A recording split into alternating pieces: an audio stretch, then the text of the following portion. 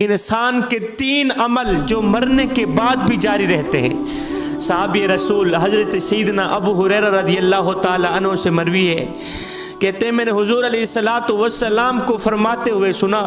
حضور علیہ السلام نے فرمایا انسان کے 3 عمل جو مرنے کے بعد بھی جاری رہتے ہیں۔ صحابہ نے پوچھا یا رسول اللہ وہ کون سے 3 اعمال ہیں؟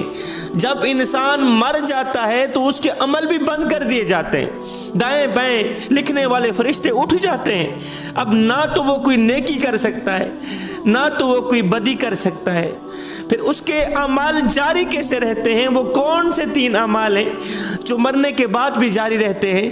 پھر حضور علیہ السلام نے فرمایا صحابہ انسان کے مرنے کے بعد اس کے تمام عمل بند کر دیے جاتے ہیں، البتہ 3 اعمال باقی رہ جاتے ہیں۔ پہلا عمل صدقہ جاریہ، سبحان اللہ، پہلا عمل صدقہ جاریہ۔ انسان مر گیا، اس کا نام و نشان مٹ گیا، اس کا موٹا تازہ بدن خاک میں مل گیا، ختم ہو گیا، فرشتے اٹھ گئے، نیکی اور بدی لکھنے والے فرشتے بھی اٹھ گئے، 3 اعمال باقی رہ گئے اس کے جو دنیا میں سر انجام دے کے گیا تھا۔ پہلا عمل صدقہ جاریہ۔ میرے حضور علیہ الصلوۃ والسلام نے فرمایا صحابہ ابن آدم میرا مال میرا مال میرا مال کرتا رہتا ہے، مگر اے ابن آدم تیرا مال صرف وہی ہے جسے تو نے کھا کر ہضم کر لیا، تیرا مال صرف وہی ہے جسے تو نے پہن کر بوسیدہ کر دیا اور صدقہ دے کر ساتھ لے گیا، بس یہی تیرا مال ہے، زیادہ ہائے کرنے کی کوئی ضرورت نہیں۔ صدقہ جسے تم کچھ بھی نہیں سمجھتے، صدقہ دینے میں کتراتے ہو، آؤ میں تمہیں صدقہ کے 10 فائدے بتاتا ہوں۔ صدقہ مصیبتوں کے لیے ڈھال ہے، صدقہ تکلیفوں سے بچاتا ہے، صدقہ پریشانیوں سے بچاتا ہے، صدقہ عزت و ناموس کی حفاظت کرتا ہے، صدقہ ہر قسم کی بیماری کے لیے شفا ہے، صدقہ مال میں برکت لاتا ہے، دولت میں برکت لاتا ہے، صدقہ انسان کی دل کی سختی کو ٹھنڈا کرتا ہے، نرم کرتا ہے،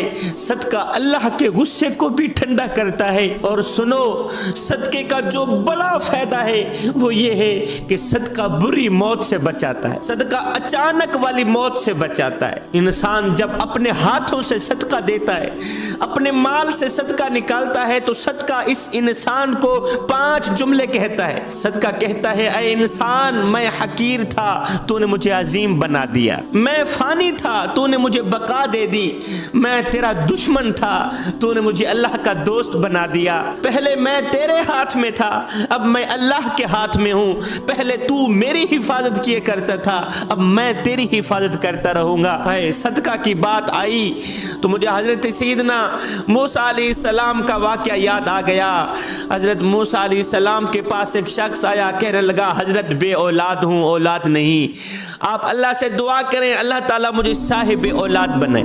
حضرت موسیٰ علیہ السلام نے دونوں ہاتھ اٹھائے، عرض کی مالک اسے اولاد عطا کر۔ جواب آیا موسیٰ اس کے نصیب میں اولاد نہیں لکھی، اس کے مقدر میں اولاد نہیں لکھی۔ موسیٰ علیہ السلام نے فرمایا میاں تیرے مقدر میں اولاد نہیں لکھی ہوئی، تجھے اولاد نہیں ملنے والی۔ یہ شخص مایوس ہو کر اٹھ کے چلا گیا، گھر والی کو کہا پہلے امید تو تھی اب وہ امیدیں بھی ختم، امیدوں کے چراغ بھی بجھ گئے۔ اللہ کے نبی موسیٰ علیہ السلام جب بھی بولتے ہیں سچ بولتے ہیں، حق بولتے ہیں، ان کی زبان سے جب بھی نکلتا ہے سچ ہی نکلتا ہے۔ موسیٰ نے کہہ دیا ہے کہ ہمارے نصیب میں اولاد نہیں، اب ہمیں اولاد نہیں ملے، ہم بے اولاد ہو کر مریں گے۔ کچھ عرصہ گزر گیا، اسی گلی سے ایک فقیر ضرورت مند بھوکا شخص گزرا، روٹی مانگ رہا تھا، ہے کوئی اللہ کے نام پہ مجھے ایک روٹی دینے والا، روٹی کے بدلے میں ایک دعا دے کے جاؤں گا جو فوراً قبول ہوگی۔ یہ بے اولاد بی بی گھر میں بیٹھی ہوئی تھی، اس نے فوراً روٹی پکائی گئی اس فقیر کو دی، فقیر نے دعا دی جا اللہ تعالیٰ تجھے اس روٹی کے صدقے، فقیر کو دی خیرات کے صدقے ایک بیٹا عطا کرے۔ یہ بی بی دوڑ کر گھر گئی، دوسری روٹی پکا کے لائے، فقیر نے دعا کی اللہ تعالیٰ تجھے دوسرا بیٹا عطا کرے، تیسرا بیٹا عطا کرے، 7 روٹیاں پکا کر دے دی۔ فقیر نے دعا کی مالک اسے 7 بیٹے عطا کر، بیٹیاں نہیں بیٹے عطا کر۔ اللہ کا کرنا ایسا ہوا، پہلا سال گزرا اللہ تعالیٰ نے ایک بیٹے سے نوازا، دوسرا سال گزرا دوسرے بیٹے سے نوازا، تیسرا سال گزرا تیسرے بیٹے سے نوازا، 7 سال گزر گئے اللہ تعالیٰ نے 7 بیٹے عطا کر دیے، جس کے نصیب میں اولاد لکھی ہوئی بھی نہیں تھی، 7 بیٹے عطا کر دی۔ اللہ کے نبی حضرت موسیٰ علیہ السلام اسی گلی سے گزرے تو اللہ کے نبی حضرت موسیٰ علیہ السلام نے اسی گھر سے بچوں کے کھیلنے کی آواز سنی، چیخ و پکار کی آواز سنی، بچے دوڑ رہے تھے پھر رہے تھے۔ موسیٰ علیہ السلام کوہ طور پر گئے، کہنے لگے مالک تو نے مجھے کہا تھا اس کے نصیب میں اولاد نہیں لکھی ہوئی، اولاد کہاں سے آ گئی؟ میرے اللہ نے فرمایا موسیٰ تجھے بتاؤں گا بعد میں، پہلے چھری اٹھا اور ایک پلیٹ اٹھا، مجھے انسان کے جسم کی کچھ بوٹیاں چاہیے، بوٹیاں لے کر آ، پھر میں تجھے بتاتا ہوں کہ وجہ کیا ہے۔ اس کے نصیب میں اولاد نہیں لکھی ہوئی تھی، میں نے اسے اولاد عطا کر دی، وجہ بعد میں بتائی جائے گی۔ پہلے چھری اٹھا اور پلیٹ اٹھا، مجھے انسان کے جسم کی کچھ بوٹیاں چاہیے۔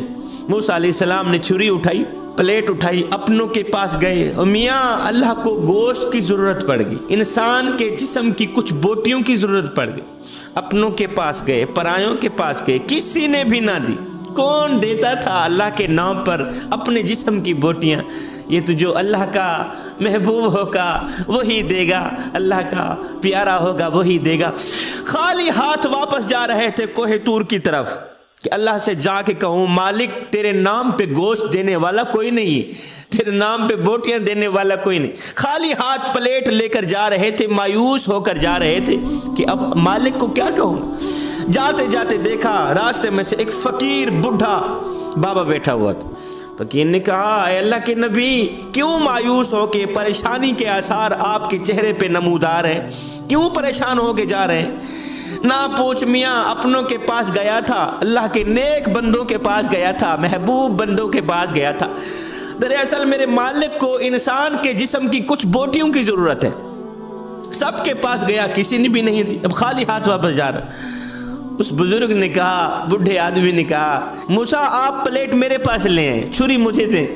اس نے پلیٹ لی، چھری ماری اپنے بازو پہ، بوٹی نکال کے دے دی۔ موسیٰ علیہ السلام جانے لگے، موسیٰ ادھر ہے، ہو سکتا ہے میرے اللہ کو اس بازو والی بوٹی کی ضرورت ہو، موسیٰ ہو سکتا ہے اللہ کو میرے کلیجے کی ضرورت ہو سکتا ہے میرے مالک کو، میرے محبوب کو۔ اس نے ایک ایک کر کے تمام بوٹیاں نکال کے پلیٹ میں رکھ کے دے دی۔ موسیٰ علیہ السلام خوشی خوشی گوشت لے کر کوہ طور پر پہنچے، مالک گوشت لے کے آ گیا ہوں، اب وجہ بتا دیں کہ آپ نے اس کو 7 بیٹے کیسے عطا کر دیے؟ میرے اللہ نے فرمایا موسیٰ ابھی بھی تو نہیں سمجھا، اور جو میرے نام پہ گوشت دے سکتا ہے اس کی دعا پر میں اسے 7 بیٹے عطا نہیں کر سکتا۔ یہی تو وہ شخص ہے جس نے دعا کی تھی مالک اسے 7 بیٹے عطا کر۔